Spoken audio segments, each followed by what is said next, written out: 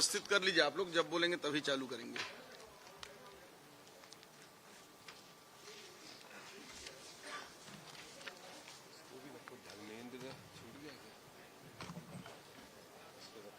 कई बार डेटा वेटा चाहिए।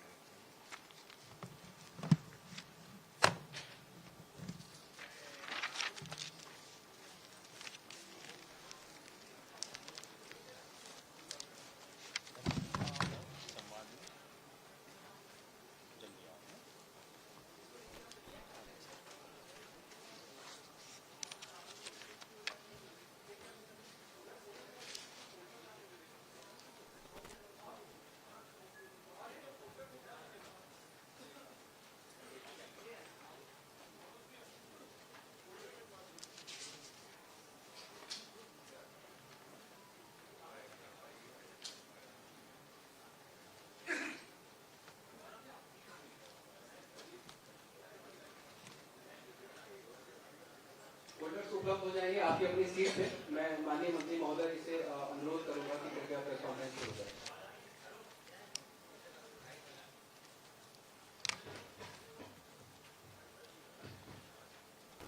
आज हमारे स्वास्थ्य विभाग के इस प्रेस कॉन्फ्रेंस में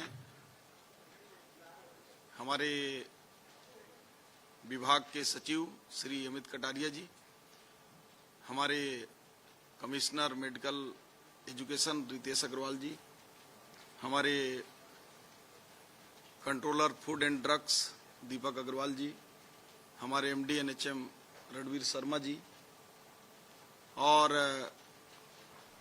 यहाँ उपस्थित हमारे सभी electronic media, print media, social media और सभी सेक्टर से आए हुए हमारे मीडिया के साथीगण, उपस्थित भाइयों बहनों, आप सभी को नमस्कार, जय जोहार।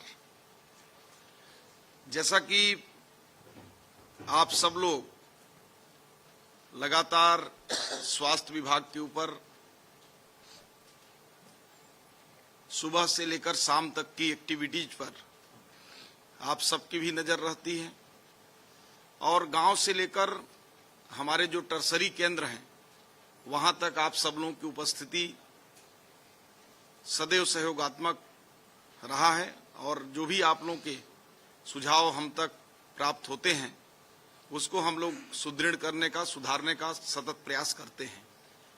आज कई प्रेस वार्ता हमारे ये 2 सालों के कार्यकाल में हमने स्वास्थ्य संबंधी विविध क्षेत्रों में चाहे वो स्वास्थ्य एवं परिवार कल्याण विभाग हो या मेडिकल एजुकेशन हो या आयुष हो या फूड सेफ्टी के माध्यम से हम लोग प्रदेश के लोगों की स्वास्थ्य को संवर्धन करने का हमारे राष्ट्रीय प्रोग्राम जो एनएचएम के माध्यम से चलता है उन सबको भी समाहित करते हुए कुछ प्रदेश की 2 सालों की उपलब्धियां हैं। वैसे सारी उपलब्धियां आप लोगों के सामने में हैं, लेकिन प्रदेश की जनता के बीच एक सकारात्मक बात हमारी पहुंच सके इसलिए आज ये प्रेस वार्ता कर रहे हैं। मैं पुनः आप लोगों का हृदय से हार्दिक अभिनंदन और स्वागत करता हूं।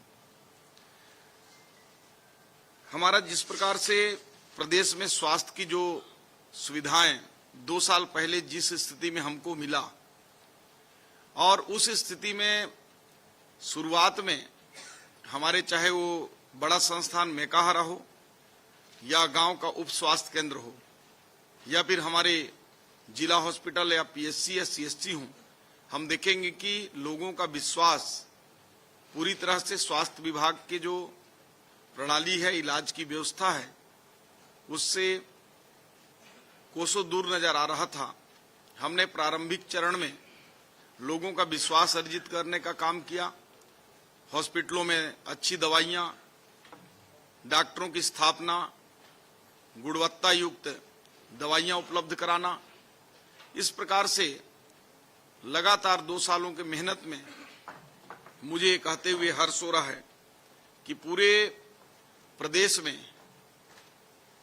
हमारी नीचे की इकाई जो मितानिन है उन्होंने स्वास्थ्य सुविधाओं को, जो हमारे भारत सरकार की भी जो गाइडलाइन है और राज्य की जो स्वास्थ्य विभाग की जो मानक है, उसको पूरा करने में मितानिनों के एक बड़ा योगदान के साथ नीचे में जो हमारे प्रमुख अभियान चलते हैं, जैसे टीबी मुक्त भारत अभियान, सिकल सेल की जांच, मलेरिया उन्मूलन, ऐसे तमाम बीमारियों के लिए आपने देखा भी होगा कि जब बीजापुर में 2 साल पहले जब शुरुआत में ही सरकार के कुछ ही दिन हुए थे, मलेरिया का प्रकोप पूरी तरह से हुआ, उसमें कई लोगों की मौतें भी हुई। उस समय हमारी मितानिन बहनों ने उफनते हुए नदी में नाव से पार होकर दूसरे गांव के लोगों को वनांचल क्षेत्र में जाकर उन्होंने उनका ब्लड कलेक्ट करके मलेरिया से बचाने का काम भी किया। इसी प्रकार से जब हम बात करेंगे तो किसी भी हॉस्पिटल या स्वास्थ्य केंद्र का मानक केवल रायपुर नहीं हो सकता है। अगर हमको उसको आंकना है तो या तो हम बस्तर या सरगुजा जैसे उन सुदूर अंचल के क्षेत्रों को लें जहां स्वास्थ्य सुविधाओं की कल्पना भी साधारणता नहीं कर सकते हैं। उन्हीं में मैं 2 उदाहरण बताना चाहूंगा कि एक चिंता गुफा जो बस्तर क्षेत्र में है, जहां नक्सलियों का जमावड़ा सदैव होता था, सदैव नक्सलवादी घटनाएं वहां होती रहती थी। उस चिंता गुफा को भी हमारे भारत सरकार के स्वास्थ्य विभाग का सबसे बड़ा प्रमाणीकरण प्रमाण पत्र, एनक्वास प्रमाण पत्र मिला। उसी प्रकार से मैं बात करूं तो जो नक्सलियों का कमांडर के रूप में माने जाने वाला हिडमा, उसका गांव है पुअर्ती। उस गांव में भी हमने प्राथमिक स्वास्थ्य केंद्र स्वीकृत किया है और अब जल्द ही उसका निर्माण करके हम उसको चालू करेंगे। इसी प्रकार से मैं बात करना चाहूं हमारे टर्सरी केंद्रों का, तो उसमें मेकाहारा, आप सब लोगों से कोई छुपा नहीं है कि मेकाहारा में किस प्रकार से लोगों का भाव बना हुआ था। लोग वहां जाते नहीं थे, जितनी बेड है वो खाली होती रहती थी। ओपीडी 1000, 1200, 1500 होता था। अभी की स्थिति में हमारे 2700 से 3000 की ओपीडी प्रतिदिन है मेकाहारा का। इसी प्रकार से आईपीडी की बात करूं तो आप सब लोगों ने देखा है, माननीय उच्च न्यायालय ने भी हमें निर्देशित किया था, एक बेड में 2 लोग सो रहे थे, 2 मरीजों को रखना पड़ा था। उसका कारण है कि इमरजेंसी में बेड की उपलब्धता नहीं होने की वजह से हमको ऐसा करना पड़ा। अभी 700 की जगह में हमारे 1300 साढ़े 1300 मरीज मेकाहारा में भर्ती रहते हैं। लेकिन हम शांत नहीं बैठे कि यदि मरीजों के लिए जगह नहीं है तो केवल हम एक बेड में 2 मरीज रखें, ऐसी कोई मंशा नहीं है। माननीय मुख्यमंत्री विष्णुदेव साय जी ने उसके लिए 232 करोड़ रुपए जारी भी किया है। 700 बेड का टेंडर प्रक्रिया भी चल रहा है। हमारे जो केवल रायपुर में केंद्रित जो इलाज की व्यवस्था है, सुपर स्पेशलिटी केवल डीकेएस एक हमारे सरकार का हुआ करता था, हमने उसको विकेंद्रीकरण करते हुए जन घोषणा पत्र के अनुरूप सभी संभाग में एक एम्स की तरह हम सिम्स की स्थापना करेंगे। उस वादा को पूरा करते हुए बिलासपुर में हमारा सुपर स्पेशलिटी हॉस्पिटल चालू हो चुका है। जगदलपुर में हम इस महीने ही चालू करने वाले हैं और अंबिकापुर का भी सुपर स्पेशलिटी हॉस्पिटल स्वीकृत है। इस प्रकार से जो स्वास्थ्य सुविधाओं का सुदृढ़ीकरण है, हम हर दिशा में करने का प्रयास किए हैं। 17 ऐसे जिले हैं जहां पे सीटी स्कैन की सुविधा नहीं थी। इन 2 सालों में हमने 17 सीटी स्कैन मशीन स्वीकृत करने के साथ साथ एक एमआरआई जो जिला हॉस्पिटल बलौदा बाजार के लिए हमने स्वीकृत किया है। कुछ स्थापित हो चुके हैं, कुछ की टेंडर प्रक्रिया चालू है और जल्द ही ये सीटी और एमआरआई लगभग सभी जिलों को हम सौगात दिए हैं। इसी प्रकार से मेडिकल कॉलेज की बात मैं करूं तो राजनांदगांव मेडिकल कॉलेज में सीटी स्कैन एमआरआई की सुविधा हमने दिया। रायपुर में जो आउटडेटेड हो पड़ी जो मशीनें हैं, 180 करोड़ की मशीनों का या तो खरीदी किया जा चुका है या टेंडर प्रक्रिया प्रारंभ है।